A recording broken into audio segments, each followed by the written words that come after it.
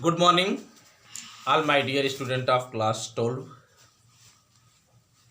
प्यारे बच्चों, आज मैं आपके सामने आपके समक्ष इंग्लिश लिटरेचर से शॉर्ट स्टोरी का पहला लेसन द गोल्ड वॉच लेकर के उपस्थित हूँ।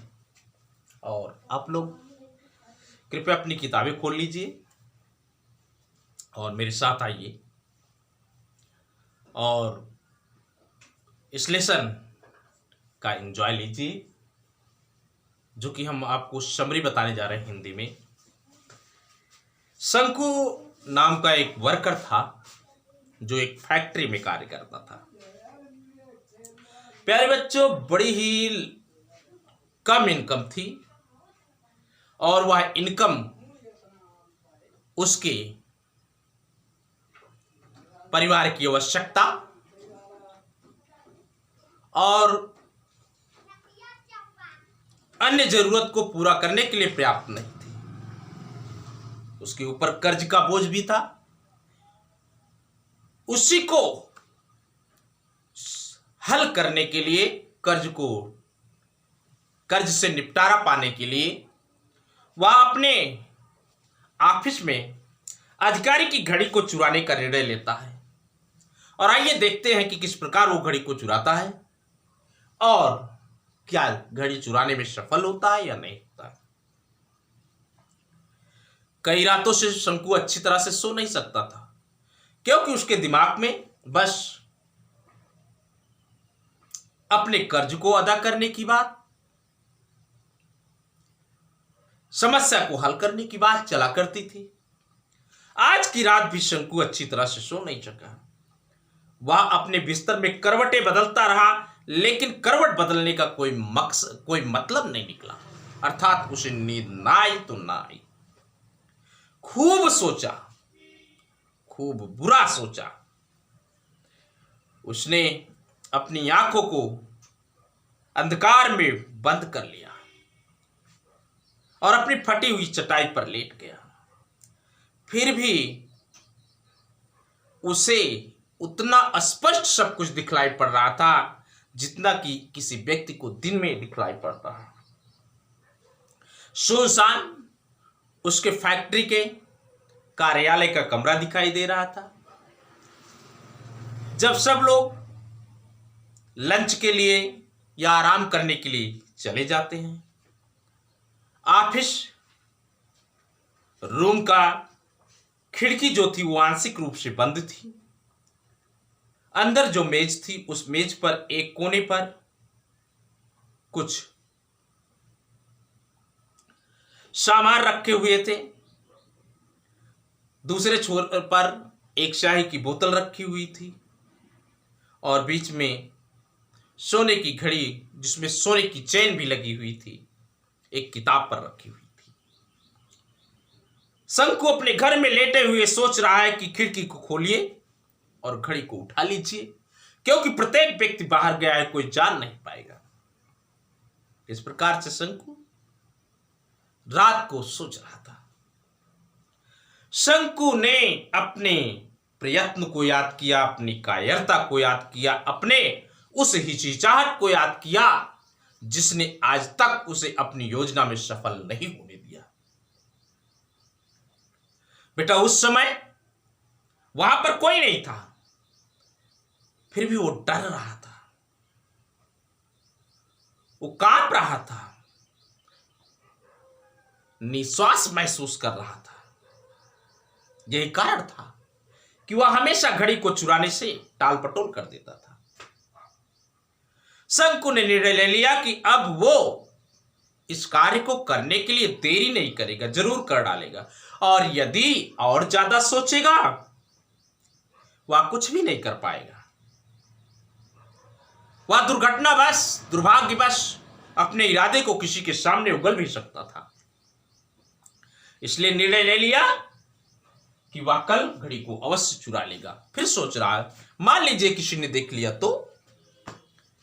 शंकु के विचार अब शंकु के जीवन की कटीली समस्याओं पर चलने प्रारंभ हो गए।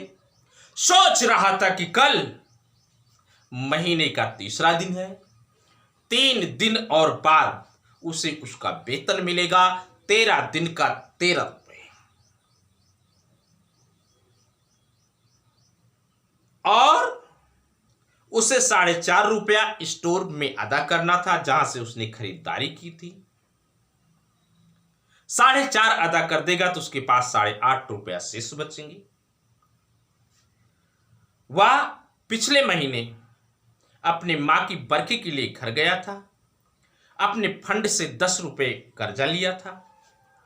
अब फंड का कर्ज भी उसे अदा करना था, वो भी ब्याज के साथ। फंड का जो कर्ज था 5 तो अदा कर दिया था, शेष 5 रुपए बचे हुए थे और उस पर 6 पैसे प्रति रुपये प्रति सप्ताह की दर से अदा करना था। चाय की दुकान पर 3 रुपए से ज्यादा कर्जदार था 2 सप्ताह का। इसके अतिरिक्त और भी बकाया था 1.5 रुपए चाय की दुकान पर। अली से उसने 6 रुपए उधार लिया था चावल मंगाने के लिए, बीड़ी मंगाने के लिए, अन्य छोटे छोटे सामान मंगाने के लिए। 1 महीने के घर का किराया था 3 रुपए और उसने इसके अतिरिक्त किसी से 12 पैसे, किसी से 25 पैसे, किसी से 50 पैसे, कई लोगों से कर्जा लिया था। उसकी पत्नी ने उसे याद दिलाया था 2 दिन पहले कि मछली बेचने वाली औरत का 1 रुपए अदा करना था। शंकु ने जितना कर्जा था अपने मस्तिष्क में जोड़ डाला। आपको पता है शंकु को मिलना कितना था? 8.5 रुपए और उसके ऊपर कर्ज कितना था? 22 रुपए 13 पैसे। इसके अलावा भी तो जरूरतें थी। उसने 3 रुपया अपनी पत्नी से उधार लिया था। यह 3 रुपया अभी उसमें नहीं था। इस 3 रुपए को उसकी पत्नी ने धीरे धीरे इधर उधर करके इकट्ठा किया था ताकि वह अपने छोटे से बच्चे की कमर की गर्दनी खरीद सके। शंकु ने उसे विश्वास दिलाया था कि अगले महीने के पेमेंट से वह बच्चे के लिए कमर की गर्दनी खरीद देगा। शंकु का हृदय अनियंत्रित गति से धड़क रहा था। हृदय की गति के बीच में वह चाय की दुकान के मालिक को चन्नी की कर्कश आवाज को सुन सकता था, अली की पोपली हंसी को सुन सकता था, उसकी गालियों को सुन सकता था। फंड का इंचार्ज जो लुनप्पा था उसकी क्रोध भरी बातें उसे सुनाई दे रही थी। उसने तो ऐसे महसूस किया कि जैसे ये सभी लोग आवारा लड़कों की तरह लाठियां लेकर के उसे चारों तरफ से घेर रखे। कितना भयानक दृश्य था। ये सारी चीजें शंकु को अनबियरेबल, असहनीय महसूस हुई। वह अपने पेट के बल लेट गया और कहा कि अब कोई विकल्प नहीं है, कल केवल घड़ी चुराने के अलावा। अगर घड़ी की कीमत 20 रुपए नहीं होगी तो कम से कम 15 रुपए की बिकेगी। 15 प्लस 8.5 कुल हो जाएंगे 23 रुपए 50 पैसे, 23.5 रुपए। और हाँ, घड़ी की कीमत 15 रुपए से ज्यादा होनी चाहिए। शंकु अपने कर्ज को अदा करने के लिए सक्षम हो जाएगा और एक शांति का जीवन जी सकेगा, एक ऐसा जीवन जो कर्ज से मुक्त हो। इन्हीं सुखद अनुभूतियों के साथ शंकु हल्की नींद में चला गया, सो गया। सुबह हो गई। पत्नी आई, उसके कंधे को हिलाते हुए कहा कि अभी आप सो रहे हैं, सूरज काफी देर पहले निकल चुका है। शंकु ने अपना सिर उठाया। पत्नी ने अपने उस छोटे बच्चे को गोद में उठा लिया जो छोटा बच्चा वहीं पर रेंग रहा था। पत्नी ने पूछा प्यार से, क्या आप आज काम पर नहीं जाएंगे? शंकु ने कहा, अरे हां, जाना तो है। बिस्तर से निकला, आंगन में जल्दी से आया, सुनहरी किरणों का अवलोकन किया जो पूर्वी दिशा से बांस के झुरमुट से होकर के उसके आंगन में फैल रही थी। शंकु ने हमेशा की तरह अपने चेहरे को धोया, हाथ को धोया और अपना वर्दी पहना, कपड़े पहने और फैक्ट्री के लिए जाने ही वाला था। तब तक की पत्नी बोल पड़ी, सुनिए प्रिय, आने लगना तो बच्चे के लिए मरहम लेकर के आना। पत्नी ने एक आदेशात्मक दृश्य डालते हुए शंकु से कहा। बच्चे के शरीर पर फैले हुए प्रत्येक घाव को शंकु जानता था। वो घाव शंकु के एकदम घूर रहे थे। एक मिनट तो एकदम शांत गुजर गया। तब शंकु ने कहा, कैसा मरहम, मूर्खों की तरह। पत्नी ने कहा कि बच्चे के शरीर पर घाव है, घाव के लिए मरहम, इसका मतलब यह है कि आपने बच्चे के शरीर के घाव को नहीं देखा। शंकु ने कहा, प्रिय, कितने पैसे का मरहम लाना है?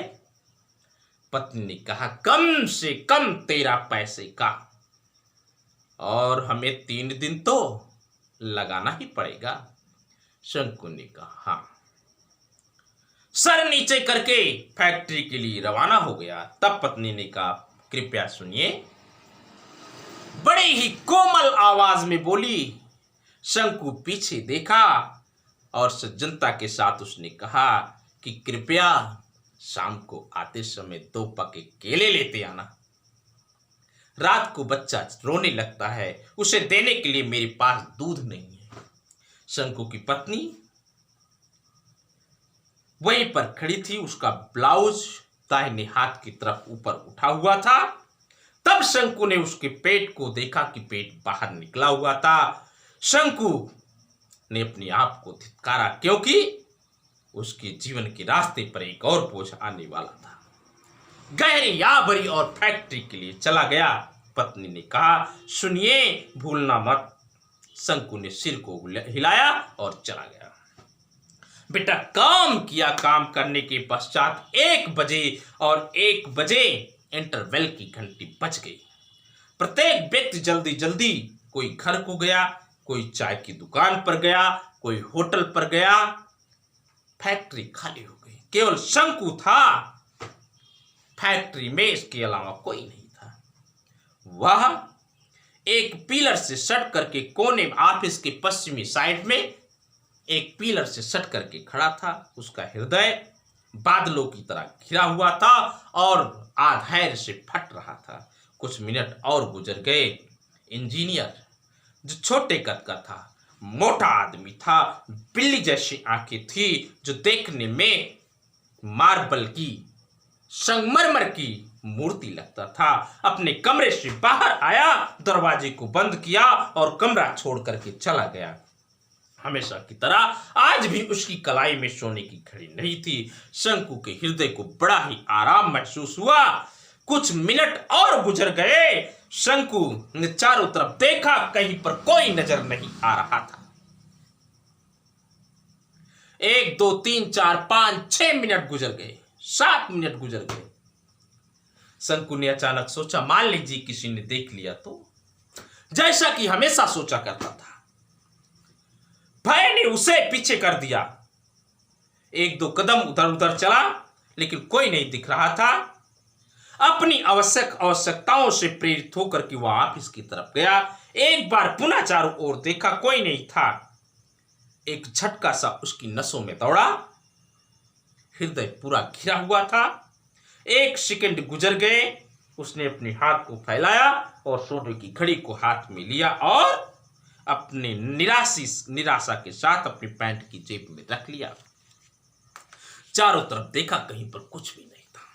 जल्दी जल्दी आगे बढ़ने लगा, अपनी सांस को थाम करके लगभग 10 कदम चल करके गया था कि उसने पीछे देखा, कोई पीछे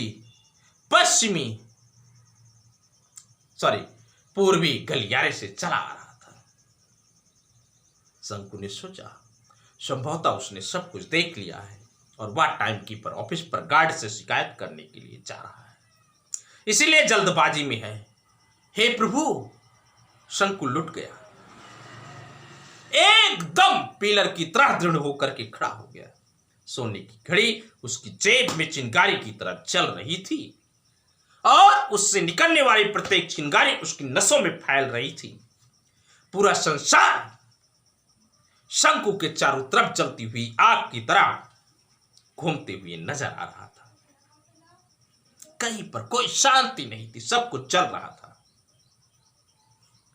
कोई आया और पूछा, भाई शंकु, तुम यहां पर पिलर की तरह क्यों खड़े हो? शंकु चौंक करके मुड़ा और देखा कि माधवन नाम का व्यक्ति उसके बगल खड़ा था। शंकु ने कहा, नहीं नहीं, कोई बात नहीं। माधवन ने कहा, चल झूठे, यहां क्या कर रहा है? इतना कह करके माधवन काम पर चला गया। शंकु ने सोचा कि वो जरूर रिपोर्ट करने गया है। हे भगवान, इसका मतलब है प्रत्येक व्यक्ति मेरी चोरी के बारे में जानता है। फैक्ट्री में कार्य करने वाले 800 मजदूर शोर करते हुए घेर लेंगे और चोर चोर कह करके उसका उपहास करेंगे। तब शंकु को अंग्रेज अधिकारी के सामने पेश किया जाएगा, दंड मिलेगा। कितनी दृढ़ता के साथ वह उसे देखेगा। आज शंकु पक्का निकाल दिया जाएगा, क्योंकि बैके नाम का एक व्यक्ति फैक्ट्री से एक पुराना छाता चुराने के जुर्म में निकाला गया। शंकु के हृदय में एक ठंडा भय बैठ गया और उसकी सांसें एकदम बंद हो रही थी। सोच रहा है, टाइम कीपर ऑफिस में प्रवेश द्वार पर गार्ड उसकी प्रतीक्षा कर रहा होगा, वह उसे पकड़ लेगा। अब इस मार्ग पर खतरा है। शंकु घड़ी को उसके स्थान पर वापस कर देगा जो उसे जला रही है। लेकिन फिर सोचा, अगर घड़ी रख दिया तो उसके कर्ज का क्या होगा? लेकिन अंत में उसने यह निर्णय ले लिया कि वह घड़ी को रख देगा, क्योंकि वह ऑफिस के कमरे के पास ही था। खिड़की अभी खुली हुई थी। शंकु ने चारों तरफ देखा, कहीं पर कोई नहीं था। शंकु ने घड़ी को जेब से जल्दी से निकाला और कांपते हुए हाथ से घड़ी को रख दिया। अब क्या होना था? कुछ भी नहीं। शंकु ने पीछे आते हुए व्यक्तियों के कदमों की आवाज सुनी, कोई लौट रहा था। शंकु घड़ी को मेज पर रख करके अपनी सांस को थाम कर चला गया। मेरे प्यारे बच्चों, ये समरी रही द गोल्ड वॉच की। अगले लेक्चर में हम लोग मिलेंगे इस पाठ का अध्ययन करते हुए। तब तक के लिए मैं आपसे अलविदा लूँगा। अगर मेरा वीडियो आपको पसंद आए तो एक लाइक करिएगा, शेयर करिएगा, सब्सक्राइब करिएगा। मेरे चैनल का नाम है learn English with Vijay sir. Thank you. Good bye my dear student.